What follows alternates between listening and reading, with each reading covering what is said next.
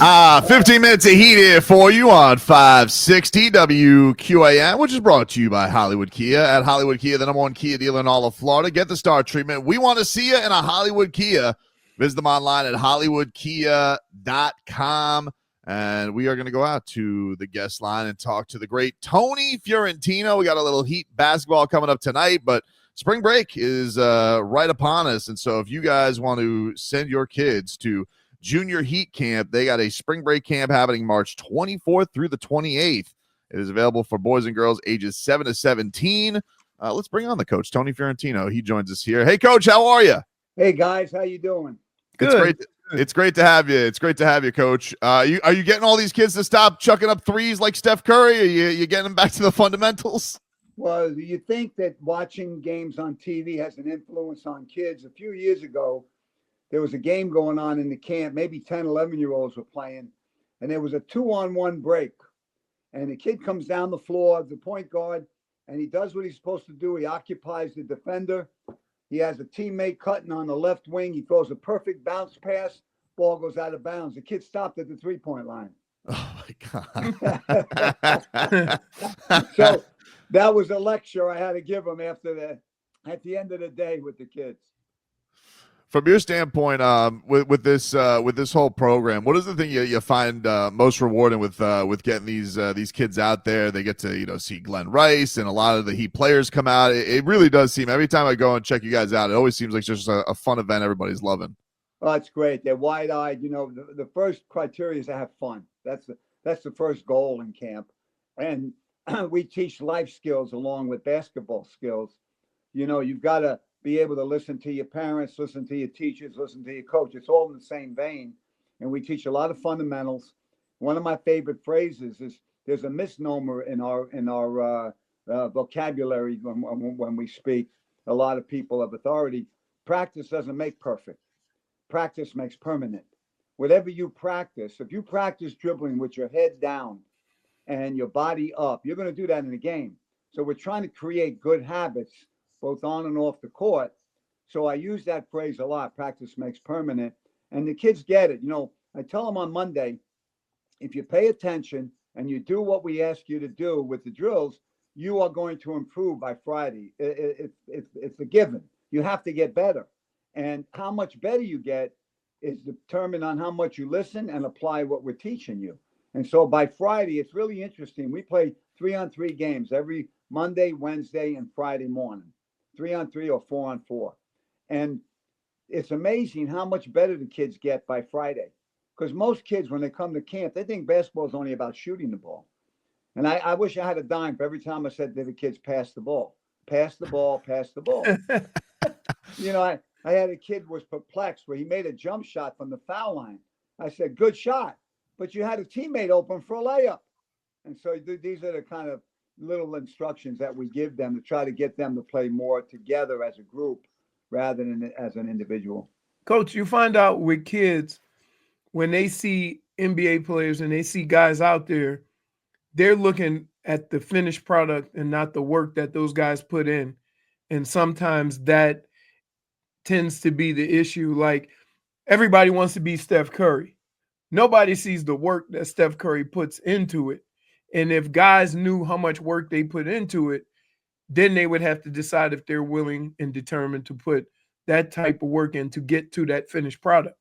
No, it's a good point, Leroy, because I often tell them, look, I was on the Heat coaching staff for 11 years, and I know what they do behind the scenes. Right. And right now, as we have camp at maybe 10 o'clock, 10:30 in the morning, so they're in the gym right now, and they're working. That's where you don't see that behind the scenes.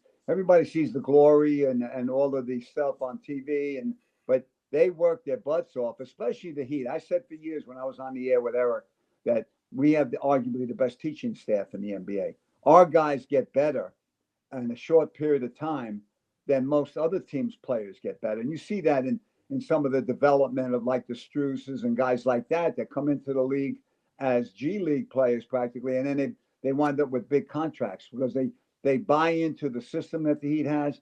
They work very hard. The Heat are very pragmatic with everything. They hit guys between the eyes with what they don't do well, what they need to work on, and they totally buy into it. And look what happens. Look at the track record. So we bring that up all the time with the kids about the work ethic that they have. Junior Heat Camp is going to be going down March 24th to the 28th. It's going to be at Slam Miami High School. You guys can register now at heat.com and go check it out. The great Tony Fiorentino joining us here. Coach, so being on a staff, what is this time like right now for the staff? You guys are just, you're trying to figure things out. For whatever rhyme or reason, the Miami Heat they have so many good things happening in a game, and it just falls out from them in the fourth quarter. What is this like of just searching for answers, and what do you think is just going on right now behind the scenes with this team? I'm sure Leroy experienced this a little bit. When it seems like at times when you seem like you can't lose. When we had LeBron and them and Wade and Bosh and guys, we won 27 games in a row. We were down 28 points in Cleveland, the worst team in the league, and won the game in the fourth quarter. I mean, it was unbelievable. And then you got the other side of it, where no matter what you do, you seem to be snake bit. The other night, the Heat are down 2, and Bam's got an easy tap in at the basket, and it rolls around the rim and out, and they get a layup at the other end. It just seems like when things are not going well, the ball rolls the wrong way, shots that are usually made are missed, and little things that happen in your favor seem to go the other way. So you feel snake bit. You can't fall into the rut, though, of the psychological aspect of it, saying, okay, you get towards the end of the game and you have a lead, and you start thinking, we can't hold on to it. I'm sure that none of that enters their mind, but psychologically, innately, some of that could get in there, and you kind of like force yourself, or you wind up not winning the game because maybe there's a little doubt there. Well, so I know that Coach Spoelstra, to me, is the best coach in the NBA. He's got a great track record, being in the Hall of Fame one day. The approach that they always take is he's always positive. They're working hard, and you just know they're going to break through, but just don't know where or when. And now the schedule's getting harder with, a lot of good teams coming up in a row. So they have to find a way to get through for that one win, get that confidence back, and then you roll from there, because they still got a shot, of having a better seed going into the playoffs, going into the play-ins. And then, you saw what happened 2 years ago. The Heat had to win that game against Chicago after being down with 4 minutes left to get to advance, and they got to the finals. So you never know. Coach, this is just me, and I've played in games like this where sometimes you're playing the game, you're doing all your sets, you're running all your plays, but you're not aware because you're so focused on kind of, running through your plays and being good at that you become unaware of where you are in the game. And it seems to me that sometimes, like, somebody needs to say, hey guys, here's where we are. Let's get a bunny. Let's get free throws. Let's slow this thing down, because they come down and they still chucking up threes and they haven't been shooting it well. And they just keep doing the same things when they go down the court. Have you ever, what do you tell a team that is, say, all of a sudden they hit a cold stretch shooting three and they've shot the ball well for 2.5, 3 quarters? What do you tell a team like, okay, let's get to the rim. Let's get to the free throw line? Some players are aware of this. It seems like they're not aware of where they are in the game at times. Well, it's a good point, because human nature being what it is, when your team is struggling, the better players try to do too much. And maybe there's a little bit of hero basketball, shooting, and that happens. It's human nature. And and especially if you're one of the leaders of the team, maybe you try to do a little too much because you're trying to make up for the loss, or trying to make up for what's not going on. All they can do, and I'm sure they do this all the time, they sit down, they look at tape, they show the players where this could have been different, that could have been different. The other night the Heat was up 2, and they come down and shoot a quick 3. I know what you're saying, Leroy. Yeah. And maybe that's not the time to do that. Get your offense set. But again, the human nature being what it is, you're trying to hit a home run. But usually when you try to hit a home run, you either hit a home run or you strike out. It's one or the other, and you want something in between. Right. And so it's a constant teaching element that they have. They sit down with the guys with the iPads. They sit down as a team. They look at film, and they see where they can improve. And they do this, and somewhere along the way, it's going to click in where the team, certain guys may have it, but you need everybody on the same page. And eventually, it breaks through because we've been at, when we first started, we won 15, 18, and 24 games. We lost 17 in a row before we won our first game against the Clippers in Los Angeles that first year. Certain things start to click in after a while, and you hope that tonight is the night that it starts. Coach, you always do such a great job with these guys. I see you go up to them before games about the improvements they're making and the work they're putting in. I'm curious what you're seeing with Jaime Jaquez this year. He looked like a guy, he played at his own pace last year, just let the game kind of come to him. And then, the sophomore year, I don't know if it feels like things are sped up or the league's adjusting, but it hasn't been as smooth, I guess, as the rookie year was. What do you make of Jaime's season so far? I thought he started out pretty well when the season started. Then he got hurt. And it seems like he never was able to get back to that point where where he had the rhythm of every game. And it seemed like he had games where he was very good, and he had games where he seemed to struggle a little bit. His game is a power game, going to the rim. He's very good now with those little shot fakes inside, setting up opponents. He's a very good rebounder. He handles the ball well. I just think he never got really in that groove that was in when the season started. And it's very difficult to get it back because then he was out a few games again. Then he was out of the rotation because other guys were playing better. And so, maybe he lost a little bit of confidence along the way. All of those things happen, especially if guys are playing ahead of you or you're hurt and you're losing. That compounds the whole thing. So he's a very good player. I know that he thinks highly of him. I think he's going to rally somewhere. He only got 18 games left, but they need him like everybody else. Except whatever minutes they play, he's got to come in and just do his job. He plays hard. He never says a word to the officials. Sometimes he gets fouled. He doesn't say anything. That's how you want a guy to play. Even keel. Don't get up. Don't get down. And see if you can get back into that groove he was in when the season started. Did you like the other night when we had the record broken with Ronnie Seikaly in the building? What was that like for you? Well, obviously you go back to when Ronnie was here. I was on that staff, and Ronnie, after his first year in the NBA, he shot 51% from the foul line his first year, and it affected him offensively because he shied away from going to the basket. He didn't want to get fouled. Right. He didn't want to go to the foul line. So he worked that summer in between the first and second year. He came in. We went 5 days a week, myself, Dave Wohl, Coach Rothstein, head coach, Coach Rothstein, and worked with all the guys that summer. And he got the best footwork of any big man. He went to the Fifth Street gym with Angelo Dundee on the beach, the famous boxing trainer. And he worked with his footwork there, and it all clicked for him. His free throw shooting got better. I think he shot 59% his second year. So it got better that way. And he got more confidence in himself. The coach got more confidence in him. And so I think he is one of the best rebounders in the history of the Miami Heat. A lot of people aren't aware of that because it was so long ago. He left right before Pat Riley came to the Heat. And so it was great to see Ronnie and get to hear him speak about how much he adores the fact that Bam is breaking his record because it's somebody that he appreciates and respects. And you could tell that Ronnie respects the game. He respects his years in Miami, and he respects Bam. And so it really made it cool that Eric Reed made that happen by initiating this whole thing.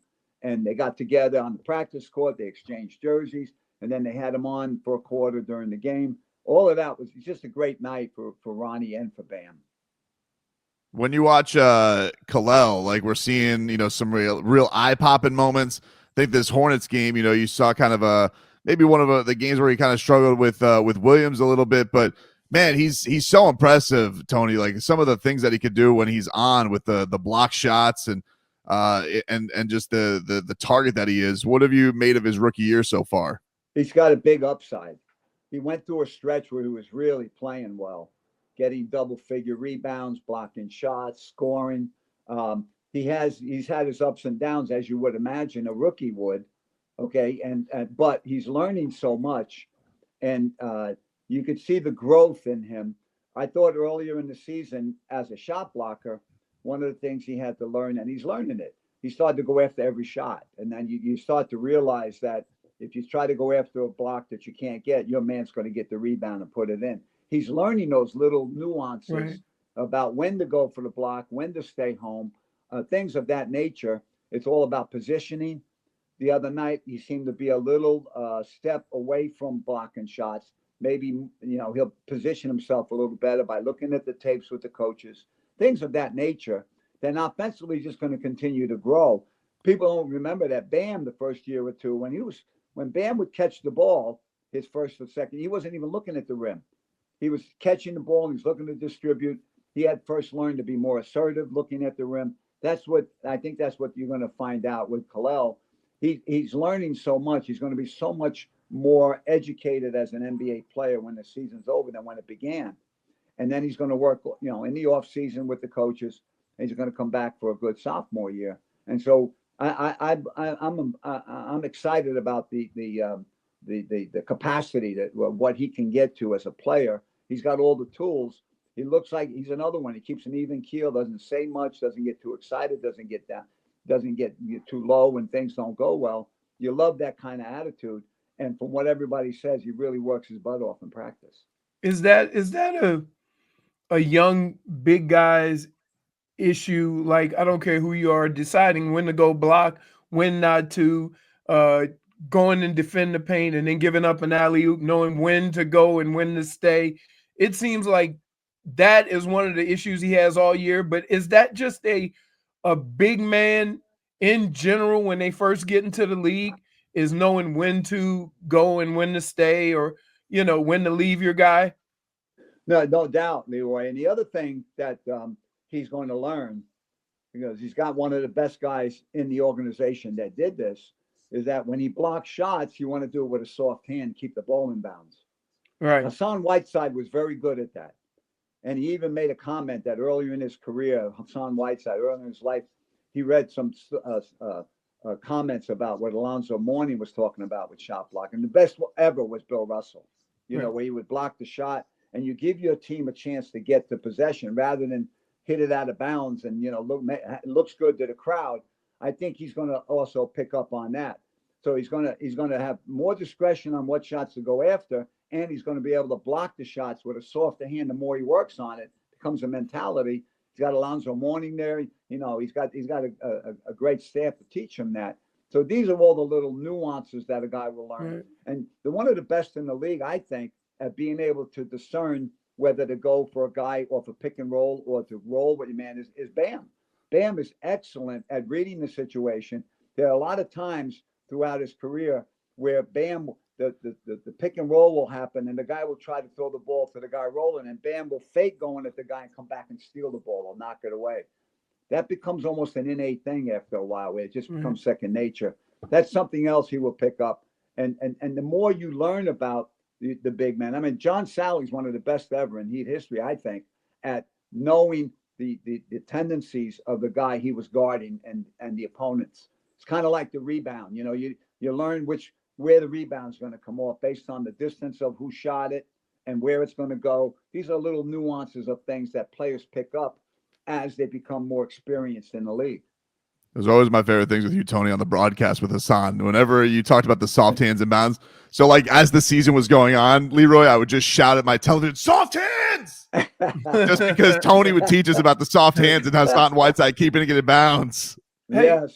Tony, I want to ask you, with all these young guys and how the Heat treat young guys and kind of they'll play for a while and then not play. A lot of these things that we're talking about with like Kel'el and other young guys, like, don't you have to get like live reps to kind of go through that? I mean, it's not something you can really learn practicing a lot, right? No, yeah, it's a good point. And as a coach, it's a give and take a little bit. You're in the game, you're in the professional ranks to win, but you're also there to help develop players, and you try to do both. Right. And he'd have been very good at doing that. You know, they've been very good at developing players while they were winning. Okay, and so it is a tricky game that the coach has to play along with his staff on developing players and winning the game. And so you try to reach a happy medium with that. It also happens with guys in the G League. You know, do you want a guy to go down and play and start in a G League game for 2 or 3 games because you know he's not going to play on a big time level, as opposed to practicing with a good team every day, with professionals every day, and then getting some playing time. So that's a good point, Leroy. Tony Fiorentino, go check out Junior Heat Camp. It is going on during spring break, March 24th to the 28th. You guys can sign up now. It's going on at Slam Miami High School, ages 7 to 17 for the boys and girls out there. Coach, always a pleasure. Thank you so much, and good luck with the upcoming camp. Thanks guys. We have a lot of fun in camp, and we always look forward to spending the 9 to 3:30, 5 days a week with the kids. It's great to see their enthusiasm, and it's great to see how much better they get. And every day, I say to them, "Who made your bed this morning?" Okay, maybe on Monday morning with 100 kids, maybe 20 kids are raising their hand. By the end of the week, if they're telling the truth, you know, we're trying to get them to create good habits off the court as well as on. So it works. We have a lot of fun. Thank you for helping us promote the camp, guys. Absolutely, Coach. Absolutely. Have a great one, and enjoy the game tonight. You too. Thanks, Coach.